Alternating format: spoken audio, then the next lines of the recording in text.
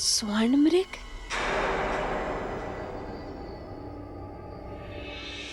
उत्तम, अति उत्तम मारीच।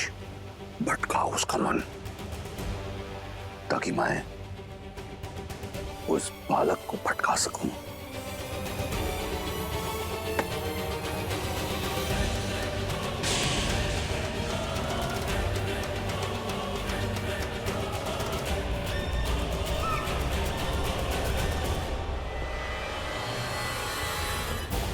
आर्य, लक्ष्मण भैया, देखिए कितना सुंदर स्वर्ण मृग है।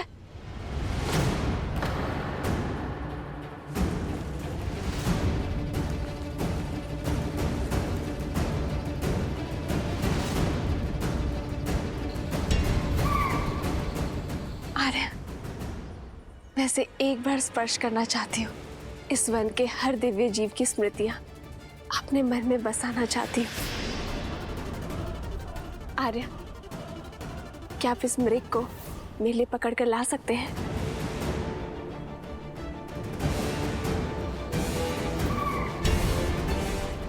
स्वर्ण मृग नहीं होते सीते। नहीं होते? तो ये यहाँ क्यों है? और इसका रूप कितना आनंददायी है आर्य। हर बार रूप आनंद का कारण नहीं होता सीते। कई बार भ्रम छलावा भी होता है। मुझे भय है कि स्वर्ण मृग कोई माया जाल है। भूल गई सीते, रावण अपनी बहन शूर्पणखा के अपमान के प्रतिशोध का मार्ग खोजा है, और यह मार्ग माया जाल भी हो सकता है। हमें कुटिया में चलना चाहिए।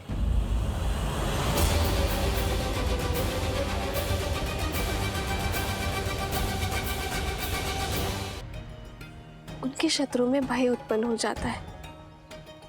उनका साथ होने पर मुझे क्षति पहुंचाने का दुस्साहस रावण भी नहीं कर सकता आर्य। जो अपने भाई कुबेर का घर लंका छीन सकता है, जो अपने आराध्य महादेव को वश में करने का दुस्साहस कर सकता है सीते,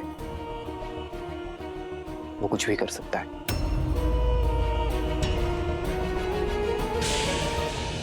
हर चमकने वाली वस्तु स्वर्ण नहीं होती सीते। शूर्पणखा का प्रसंग स्मरण है ना तुम्हें? हाँ,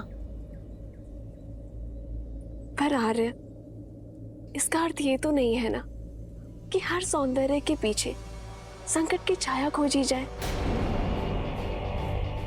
आप एक क्षण को सोचिए, यदि ये मायावी ना हुआ तो क्या इस सुंदर जीव का संरक्षण करना हमारा धर्म नहीं है आर्य?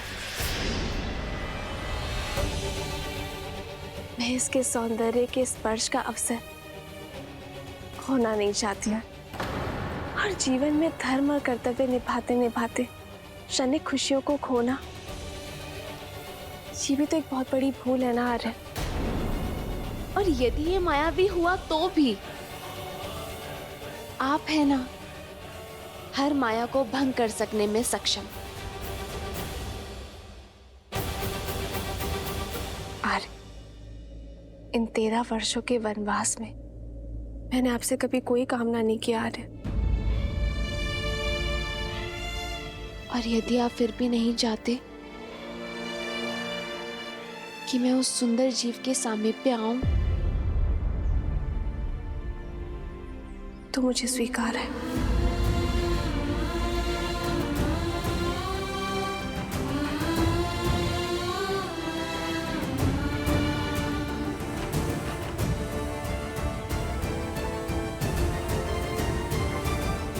सीते,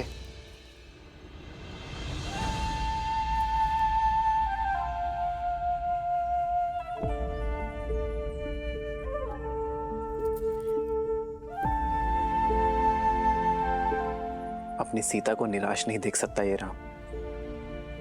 यदि तुम्हारी प्रसन्नता इसी में है तो मैं तुम्हारे लिए स्वर्ण मृग अवश्य लेकर आऊंगा सीते।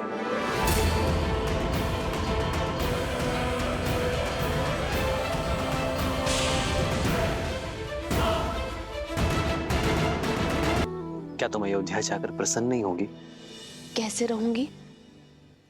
अयोध्या जाकर आप राजा होंगे, अपने कर्तव्य और प्रजा पालन में डूब जाएंगे। फिर मुझे कहाँ आपके साथ इतना समय मिलेगा जो यहाँ वनवास में मिलता है। वहां जय जयकार होगी,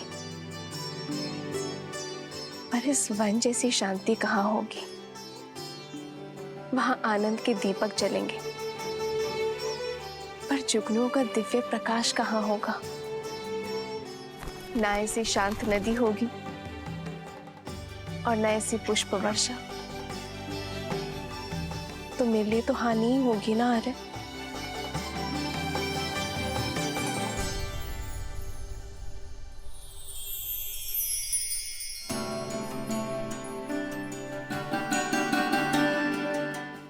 मैं तुम्हें वचन देता हूं सीते कि मेरी सीता को ना ही मेरी कमी खलेगी और ना ही मेरे समय की। ये राम सदा सीता के लिए न्यौछावर है और सदा रहेगा।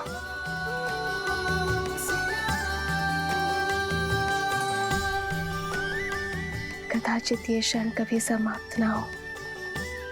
कदाचित मैं जीवन भर के लिए ऐसे ही आपके कंधे पर सर रखकर बैठी रहूं, सदा सदा के लिए अपने श्री राम के पास। एक है पौरुष, एक समर्पण, एक है रूप तो दूजा दर्पण। जन्म जन्म का है ये संगम, राम रतन सीता वैभव धन। सिया राम, सिया राम, सिया राम, सिया राम के सम्मान का हरण करने जा रहा हूं। उस राम का वध क्षण भर में कर सकता हूं मैं, परंतु इससे उसे अपने दुखों से मुक्ति मिल जाएगी। जिस राम की प्रशस्ति तुम गा रही थी, उस राम का नाम छीन लूंगा मैं। लज्जा और दुख के सागर में डुबा दूंगा उसे भी और रघुकुल की रीति को भी। धीरे धीरे करके मारूंगा। सबसे पहले मैं उसकी सबसे प्रिय वस्तु छीन लूंगा। वो संसार के कोने कोने में भटकेगा, ढूंढेगा उसे, परंतु रावण के विरुद्ध कोई उसकी सहायता नहीं करेगा। निराशा और ग्लानि से पहले वो मरेगा, फिर उसका भाई लक्ष्मण, और वहां अयोध्या में उसकी प्रतीक्षा करते हुए उसका भाई भरत स्वतः ही आत्महत्या कर लेगा, बिना एक राक्षस के लहू बहाए। मैं रघुकुल को लहूलुहान कर अपने कुल के नाशक से प्रतिशोध लूंगा, और उसके बाद सब ओर से निराश सीता को निर्विरोध लंका की रानी बनाऊंगा।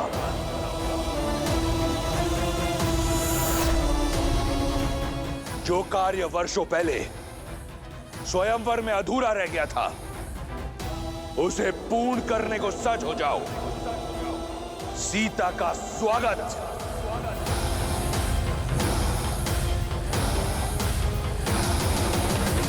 ये अनीति है लंकेश, ऐसा मत कीजिए।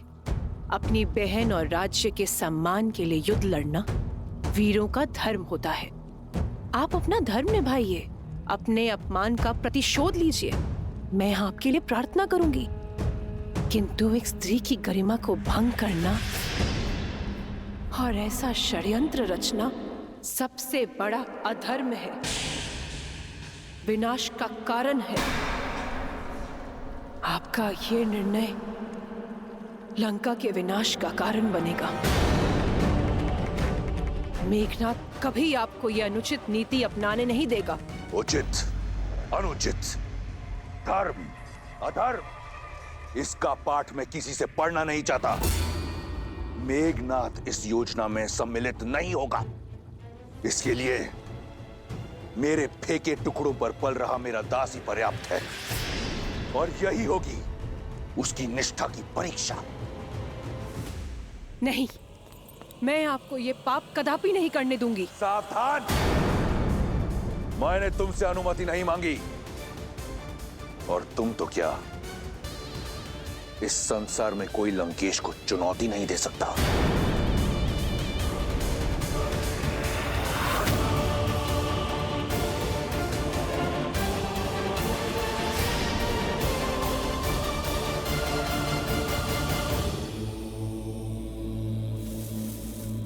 ओम नमः शिवाय।